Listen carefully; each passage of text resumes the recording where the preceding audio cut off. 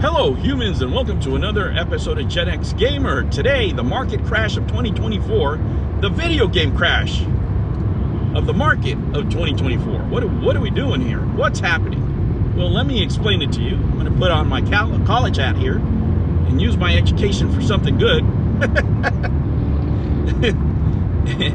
and explain it to you, right? The harsh reality of AA gaming has smacked the market right in the mouth. It smacked Sony right in the mouth, and it smacked Microsoft right in the mouth. And what do I mean? Well, it's all about cost efficiency. I want you to think, how much does it take to make a video game today, a AAA title? We already looked at $200 to $300 million, even more. And that's on a game that you don't know whether it's going to make money or not. That you don't know if it's going to get roasted as soon as it comes out because, you know, it's too woke, or maybe it's not woke enough, or whatever, you know, the media, YouTube, the internet, whatever is out there, and now you're having to fight a public relations war on top of already spending $200-300 million. It's not an easy task. And I'm going to give you a perfect example here. Kojima's new game, Death Stranding 2. I love it already. Haven't even played it. Love the first one. But it is an acquired taste, and it's for a certain customer.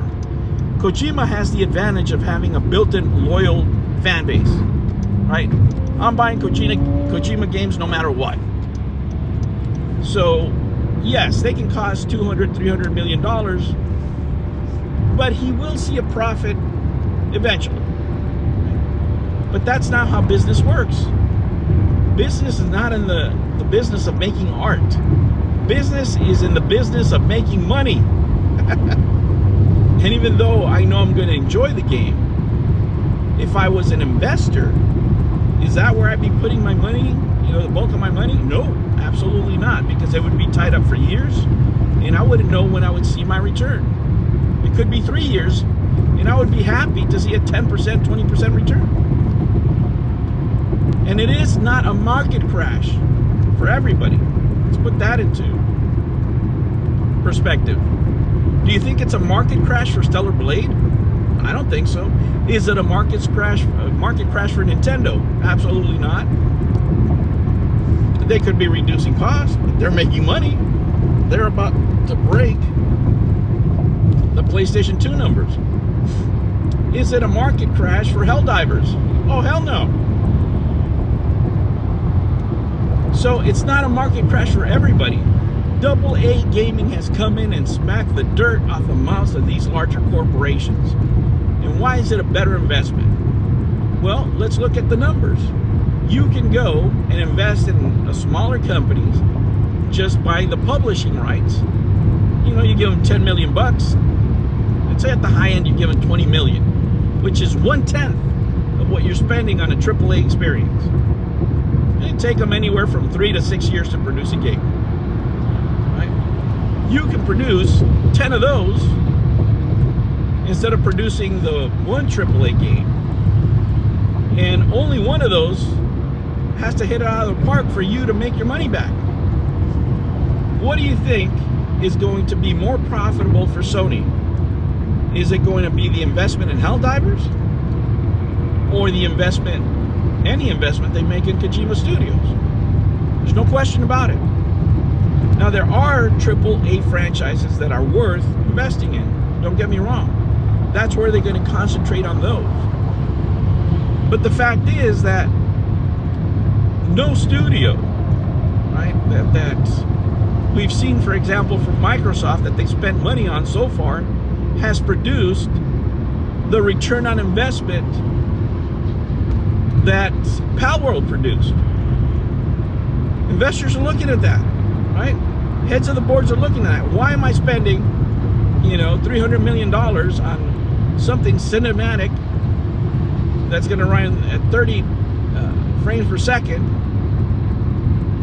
when I can invest in this Korean company or this Chinese company or whatever company, only invest 10 million and look at the rate of return. immediate. I don't have to wait for my money. That's what these companies are looking at. And it is no contest. It's not even close. Again, you can make multiple of these investments instead of one AAA game, and then put the resources on the AAA games that you know are going to succeed or have the most likelihood of succeeding. And this is what they mean by being more efficient. When you look at the metrics of these companies, you look at them a little bit different. When you think of managerial duties in your experience while you're growing up, let's say you worked at, a restaurant, a shoe store, whatever, and you work there for a long time, eventually you become the manager. What are you doing? You're setting schedules, you're making sure the store's clean, and then everybody's doing what they're supposed to be doing. Right? When you get to the corporate level, your metrics are a little bit different. Yes, everybody says it's the bean counters that came in and changed everything because it's all about the money, and it is all about the money, make no mistake. But the metrics that we look at in industry are very different than what you think. Right? If you think about a manager in industry, for those of you who don't know, go over it. There's other things that managers do besides what you think they do in a corporate setting, right? They're involved in planning, right? Organizing, motivating the employees, for example. But most importantly, the most important metric is how efficient they are with their resources. So you produce a game like Hi-Fi Rush. Great. Public enjoyed it. But at what cost? Right? If you're paying, overtime every day, and that overtime isn't being spent efficiently, your employees are going to be super happy because they're getting extra pay, right, for doing the same amount of work. You produced a good game, but you weren't efficient with your resources. And if that starts spreading throughout your organization, it's not going to be a good thing. Eventually, you're going to lose money. But in the way these companies work, when they make just the investments for publishing rights, they have no liability when it comes to employees, time, effort, all that stuff goes out the door. You're just buying and investing in the publishing rights in the future.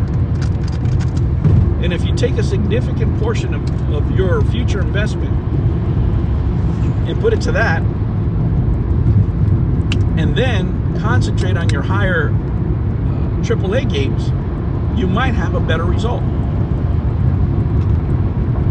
That's the correction here. The reality of AA gaming and the efficiency they have shown is changing the market. And why did that come about? It's because of you. Because the AA gaming companies are giving you what you want. Palworld isn't successful because it has a unique formula. It's not unique. What's unique about it is it's a game that gave customers what they wanted when it came to the catching monsters part of the world. Right? That's why it's selling like bonkers. Why is Helldivers doing crazy numbers? Because it's giving customers exactly what they wanted. That's why they're doing a lot of business. Why is Stellar Blade making buku bucks? Because they're giving the customers what they wanted. And not only that, they delivered at a lower price. Efficiency. The market is dictating it. That's what's making the correction in the market.